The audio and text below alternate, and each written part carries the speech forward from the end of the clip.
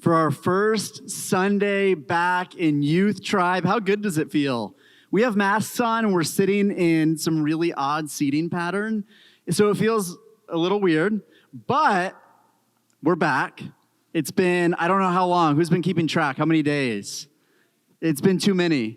It's been 5.5 months. I got a little video that I saw on Instagram, and I feel like this is how it's felt. You can throw it up there. I feel like this is really not a good idea. It's just felt kind of like that. Just, yeah. His buddy said, don't do it, and then he went and stood there. I feel like that's how it's felt. But standing in this room, it feels good. Pat yourselves right on the back. I'm proud of you. Some of you are so sick. Who's sick of online school right now? Yeah. I'm an extrovert, and I like talking to people, and I like just like hanging out with my bros. So I don't think I would do well in this. I don't think this would be my environment. So I hope you know that I'm here for you. Your leaders are here for you. I'm here to encourage you. And I'm praying for you every morning when I get up early. And I just want to pray again because I think as we come back into this, I've been getting up early every morning. I've been reading through the Psalms and the Proverbs, and I've been praying for as many of you by name as I can, just trying to encourage you through prayer.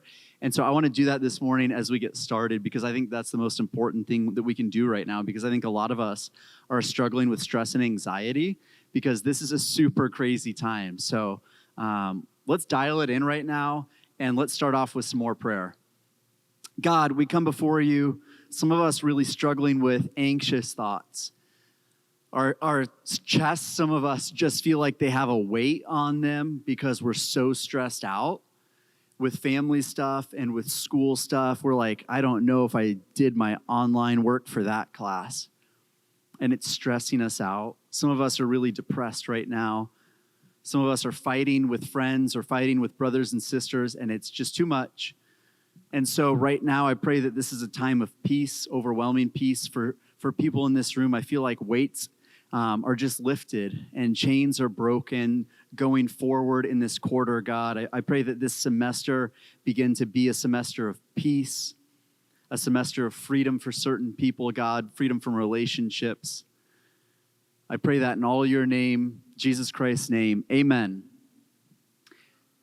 So I was in California. I just got back from vacation with Christine. Christine's my wife. If some of you forgot, or if you're a freshman and you're new, I'm Byron. I've got a dog. His name's Newman, in case you forgot. Follow me on Instagram, @ShinSquared. What's up? I feel like this is all new. So I got back from vacation. I was in California, and we're in San Diego, and we went to this place called Dog Beach. And it's like this amazing, it's like dog heaven. There was pugs everywhere. I met this guy, kind of. I was just like sitting next to him, and he's like, it's my dog, Abraham. And I'm like, your dog's names are like Bob, Abraham, all your pugs. He had like 4 pugs. So it's just a weird place.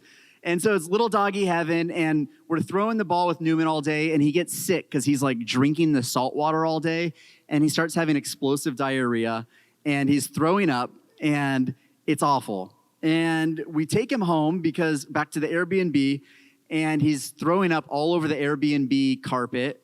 I'm thinking, oh my gosh, I don't know what we're going to do. We should take him to the vet hospital.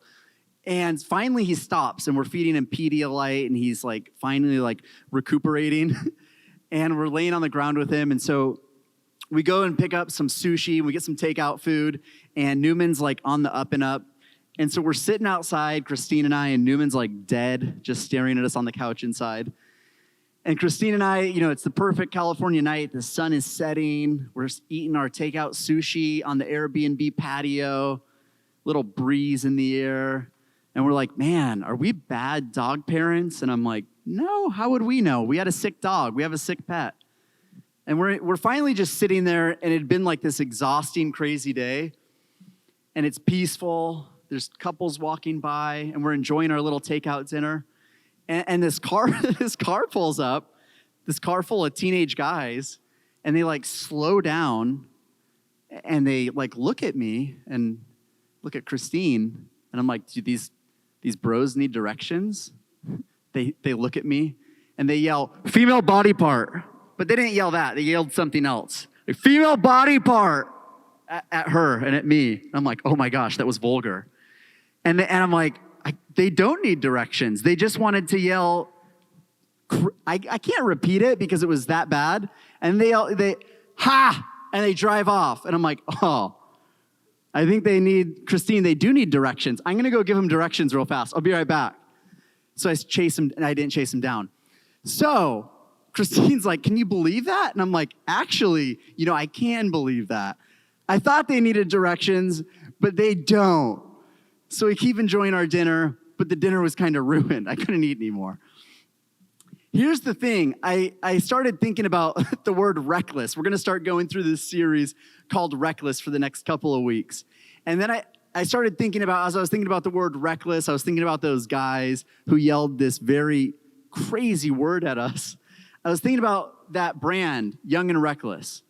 And I was thinking about his shirts that he has and how he has all these dope Young and Reckless shirts and how he has like this really cool line. And I was on his website looking at actually all of his stuff on the website. But then I started thinking about the message behind the brand Young and Reckless. And I was thinking that the message behind the brand is something I don't like. Byron doesn't like Young and Reckless. Because I think what it promotes is it promotes something that says if you're a teenager, if you're anywhere between 10 and 20, it says be reckless, be young, be dumb, be broke, don't be smart, do stupid stuff, spend your money without thinking, say stupid stuff, be dumb. Who cares? There's not consequences to your actions. Wear my brand and be reckless. And I don't like that because I think, I think it's great to be young and sometimes be dumb, have fun. I love to have fun. That's one of my favorite things to do. I should put that in my bio. But I do think being reckless sometimes has consequences. Here's what the Bible has to say, because I think the Bible has a totally different message for teenagers and for youth. Here's the thing, and I'm not here to give you a killjoy sermon. I'm here to say that if you're a teenager, God has a different plan for your life. It says in 1 Timothy, this is a life verse for you. I'm going to put it on the screen. It says in chapter 4:12, don't let anyone look down on you because you're young, but set an example for the believers in your speech. The Bible says that just because you're young, you don't need to be reckless with your words, but set an example for who? For other believers, for your parents and other people at church, for other Christians, whether it's your parents, friends, or people at the Grove, or people in the community. Set an example for those people when they look at you on social media. Set an example for them in your speech. This morning, what we're going to talk about is the things that we say and how sometimes we say reckless things, whether it's on social media or whether we say just flippant things at school or when we say things to our friends. Because here's the thing, if you're 5 years old or if you're 15 years old or if you're 25 or if you're 55, people will say what? Reckless, crazy, dumb things, won't they? Who's been on, and I know you do because a bunch of you have added me on Facebook or even Twitter. Who said crazy things and they're 55 years old or 45 or 65? And some of you have, right? It's a crazy world right now. It doesn't matter your age. People even older than you, a lot of your parents' friends have said some crazy, reckless things. And as soon as they type it, next week we're going to talk about social media being reckless. People will say crazy things. And as soon as they hit send, a lot of times they regret it after they hit send. I think as you say those things, as you say that reckless thing, it has consequences, doesn't it? There's this story I've been reading through as I read through the Proverbs. I've been reading through the Old Testament during quarantine. I got through the Kings, 1 Kings, 2 Kings, and I've been getting through all of these crazy stories about these kings and these prophets and how they were fighting wars in the Old Testament. And I came across this story, and I'm going to read it to you because it's wild, and I think it's a story that you'll never forget. It's about these kids in the Bible. So since the wind is blowing in here, I'll read it right here. It says this, it's in 2 Kings chapter 2. From there, Elijah went up to Bethel. Elisha is a prophet. Elisha goes up to Bethel. As he was walking along the road, some boys came out of the town, and they jeered at him. They're making fun of him. Get out of here, Baldy, they said. Get out of here, Baldy. He turned around and looked at them and called down a curse on them in the name of the Lord. Then 2 bears came out of the woods and mauled 42 of the boys. And he went on out to Mount Carmel, and from there he returned to Samaria. This is an insane passage. Some boys are making fun of this prophet. They're calling him bald head. So the prophet turns around and he's offended, and he calls out bears out of the woods, and they maul the boys. That's in the Bible. You can read it again.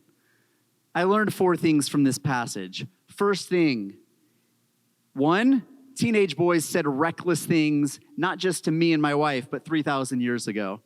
2, there was ancient bears in ancient Israel. You can read it in the Bible. I didn't think there was bears in the desert. 3, bears are savage. Don't mess with bears. Number 4, your words have consequences. Sometimes we say things to people. We say things to a friend. We say things to our parents. We say reckless things on social media, and we think that they don't have consequences. We tweet something. I say it on Snapchat, but they have consequences. A lot of my words that I've said years later to somebody, to a friend, I realize they're not my friend anymore because they have consequences. If you're taking notes, write this down. You need to answer people respectfully. The Bible, a lot of times, one of the golden rules is what? Treat people how you want to be treated. And I think if we start to answer people respectfully instead of disrespectfully, our relationships are going to get a lot better, aren't they? A lot of people in your lives who are older than you are what? Teachers, coaches, maybe your youth pastor or your leaders in this room. And what do we do a lot of times when they say stuff to us? We answer them sarcastically.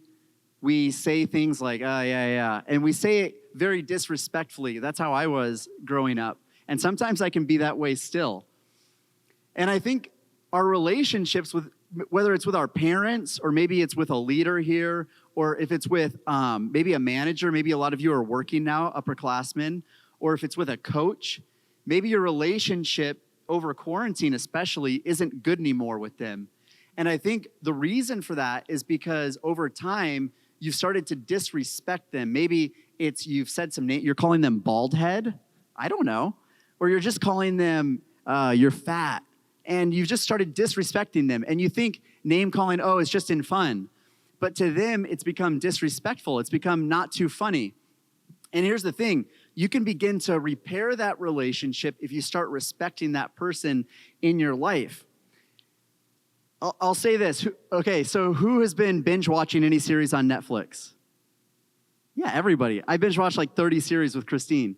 One of the best series that I was watching was, who watched Outer Banks? Yeah, and it was probably the best series that we watched throughout quarantine.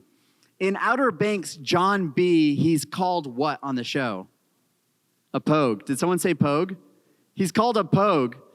And I think that when he's called a pogue on the show, it's kind of in fun, but it's really hurtful for John B. to be called a pogue. And I think that a lot of times we name call just in fun, or we call people a certain thing. But I think after a while, we call people these things, or we say, oh, you're this and this. Oh, you're from this part of town. But I think name calling can be critical. It can be hurtful to people. It can be even racist to people, and sometimes we don't even think about it. And I think about that when I think about John B., and I think that was really hurtful to him. I know it's just a TV show. I don't want to get too deep with it. I'm like, oh, John B. was a pogue. But here's the thing. A lot of times we call people names, and I think about this old saying. It's maybe, I don't know how old, but would you say this when your grandmother's around? Would you talk like that if your grandma's around? Would I say that or talk to them like that if their grandma or if my grandma was listening? Because if my grandma's listening, would I call them that? Or would I talk like that? There's a verse in Proverbs. If you're ever looking to become a better person, a lot of people always ask me, Byron, what book of the Bible should I start reading? I want to become a better Christian. I want to learn my Bible better. What should I read? And I'm like, Revelation. I always read Revelation in high school. Read Revelation. But seriously, On a more serious note, read Proverbs. Proverbs is full of wisdom. Proverbs is going to teach you so much about the Bible. You're going to learn wisdom. You're going to learn guidance. You're going to learn how to speak to people. In Proverbs 4:24, it says this: avoid all perverse talk.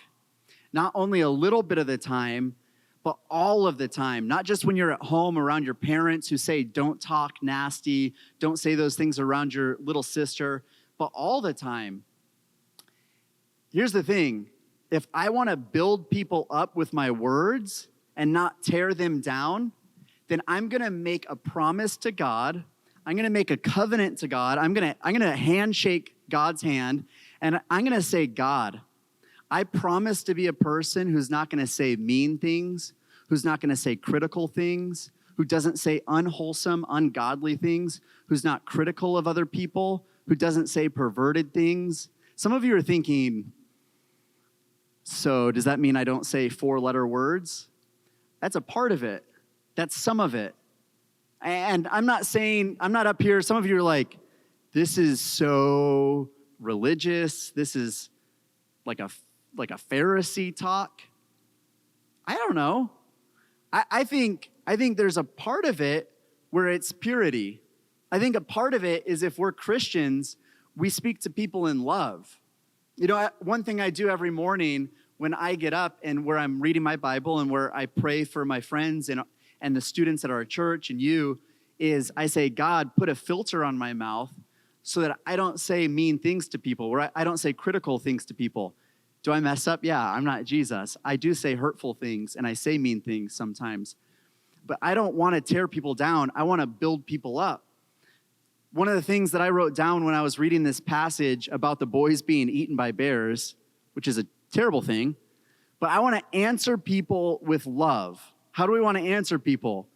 We don't want to answer people critically when they talk to us, even when our non-Christian friends are making fun of us or whatever it is, even at work when people are making fun of you. You want to answer them how Jesus would answer them.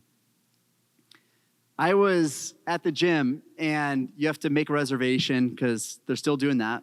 So I made my res, and I get into the gym, and I'm trying to get my workout in, and a lot of the things that I needed are still being used. And so I'm looking over in the corner, and to continue my workout, I needed this one specific set of weights.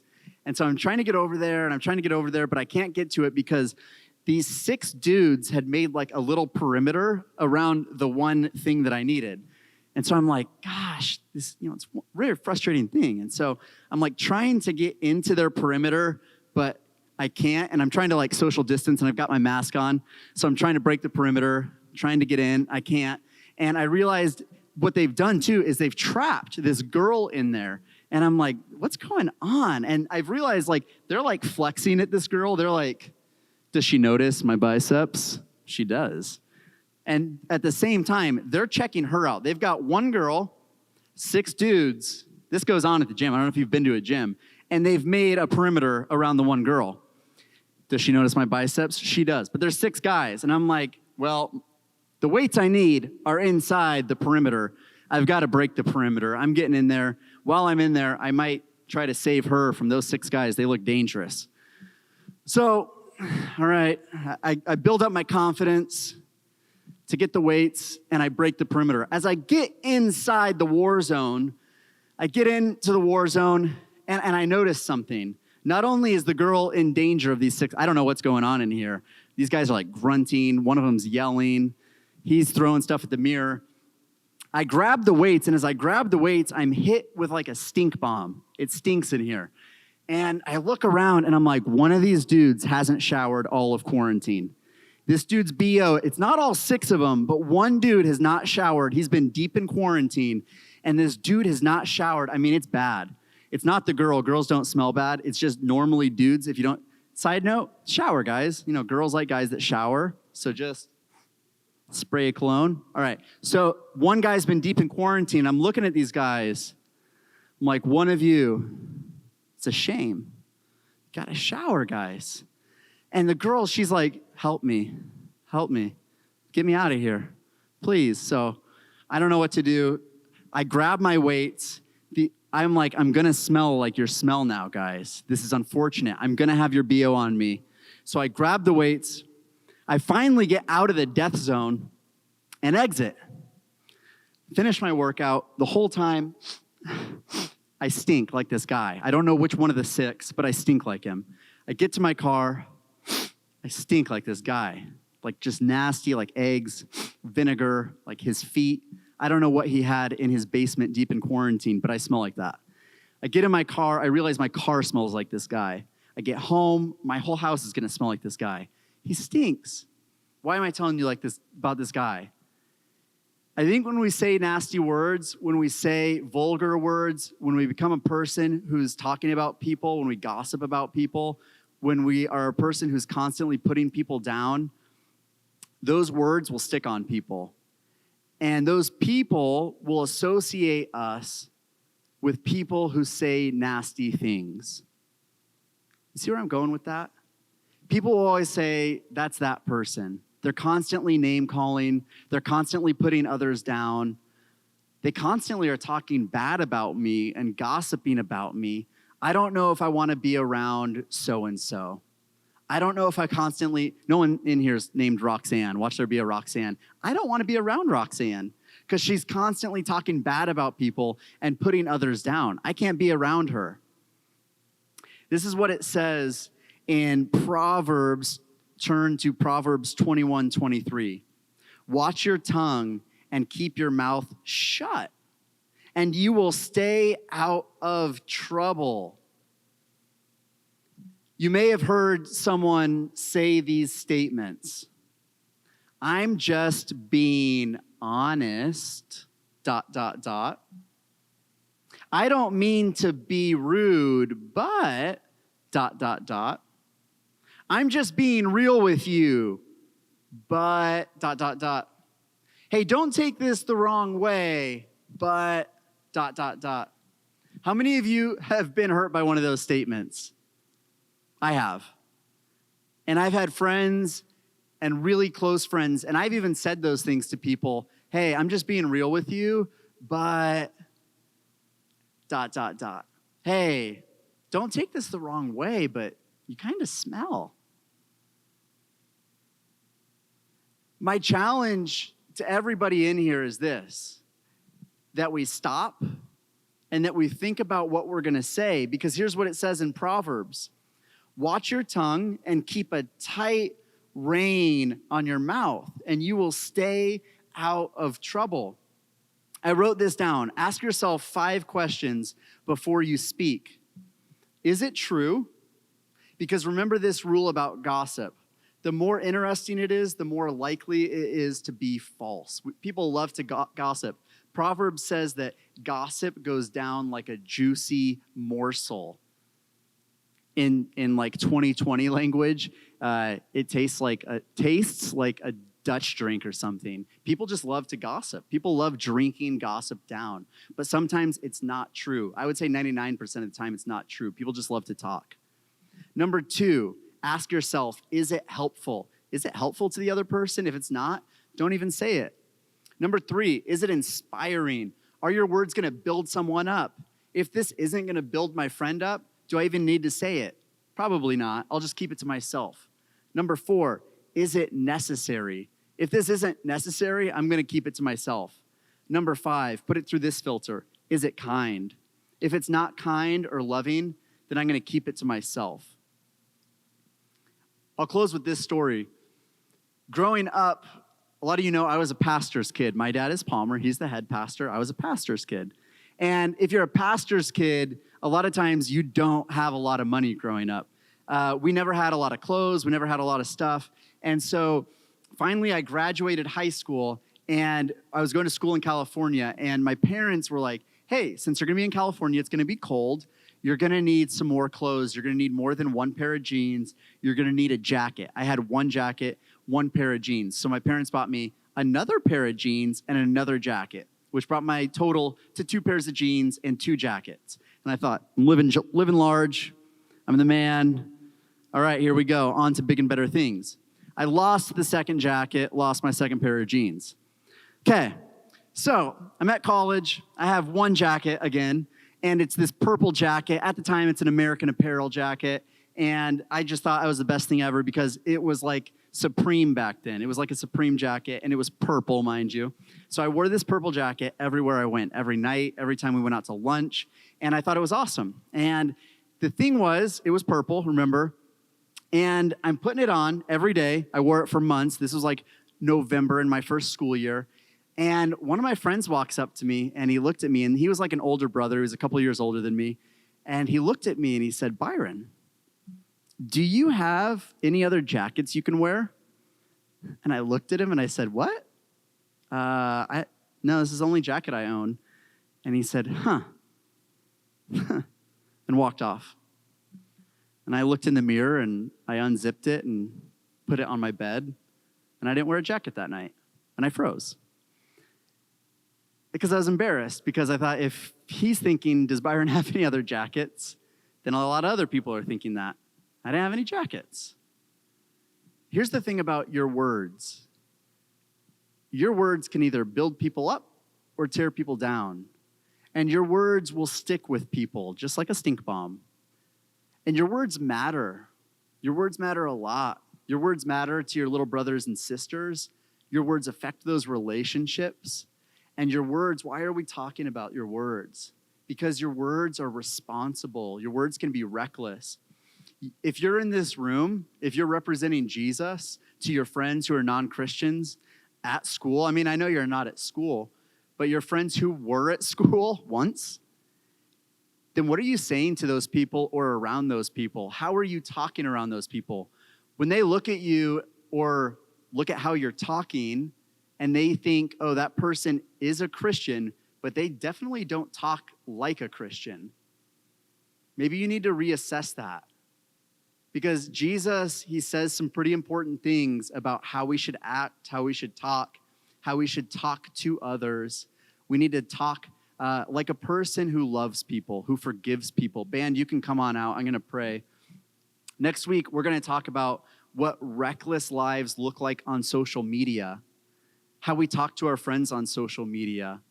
Because it can be one thing to be here in person on Sunday with me, with your youth pastor, but another person on Snapchat, another person on your Finstagram. So my challenge to you this week is to take those words in, to take the words of the Proverbs in. When somebody talks to you, when your parents talk to you, or when your friends talk to you, what words are coming out of your mouth? Maybe put that filter on and stop and think before you respond to somebody very quickly. Give it a 5-second rule. That's what I always do. Count that down before you respond to them. Let's pray. God, I thank you for all these young men and women, these godly men and women who are in here. I pray that you begin to give them wisdom for responding to people, that they respond to people in love and kindness and godliness, that they begin to build others up and not tear them down, that instead of being critical with others and mean to others and mean-spirited to others, that they're forgiving with others and they're loving to others. And it's in your name we pray. Amen.